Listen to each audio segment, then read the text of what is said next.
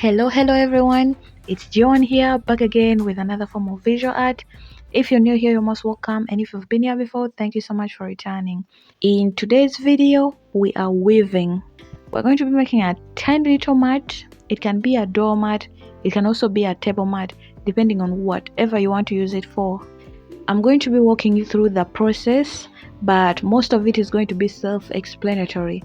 So whenever I can, I'll say something. And let's begin. What I'm doing here right now is weaving in the warp.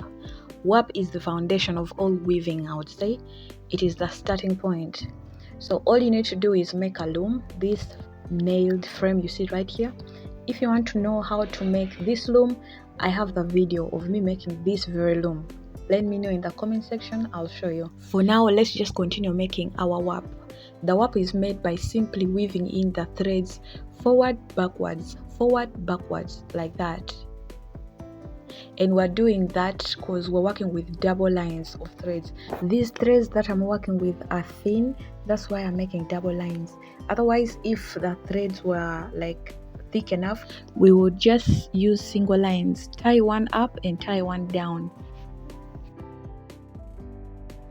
What I'm doing up there is locking in the warp, like locking it down by weaving on top of it, or rather weaving around the nails, and this will help to hold down the warp and prevent it from pulling off.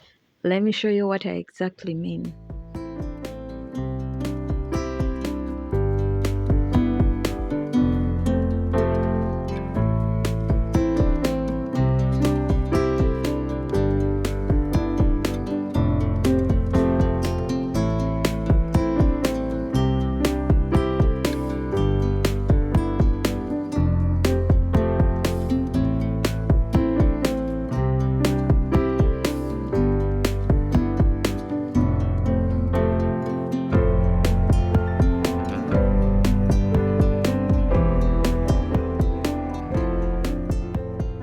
So now with this locking, the warp won't be able to pull off, however hard you pull in your weft once you start weaving it. And just like that, we're done weaving in our warp. So before we go start up with the weft, this is going to be a fluffy end mat. Let me just cut off those extra strings there. This is going to be a fluffy end mat, so it's going to be fluffy here at the end and also there at the top. So we're first going to make that fluffy stuff, all right? And before we make that fluffy stuff, everything needs to be like separated. So we're going to separate that fluffy stuff from the end of the warp, so that it can be easy for us to cut out our mat once we're done weaving. But before we do that fluffy thingy, we have to lock in this space so that the fluffy strings that we're going to weave in don't slope down to the end of the warp. So we're gonna go 1 inch above the end of the warp so that we have enough space to cut our mat out once we're done weaving. That's why we're leaving this 1 inch space. And once we lock in, just like how we've done, our fluffy weaving pieces are not going to fly everywhere. They're going to stay put. They're going to start from that starting point that we've made there. So you can call this a starting point. Now once we're done locking in that starting point, we go ahead and roll some yarn over our hand and we cut somewhere in the middle and we start making our fluffy ends. I'm not really so good at explaining such things, but just watch how I'm doing this. You can pinch like around 3 strands and just loop them in.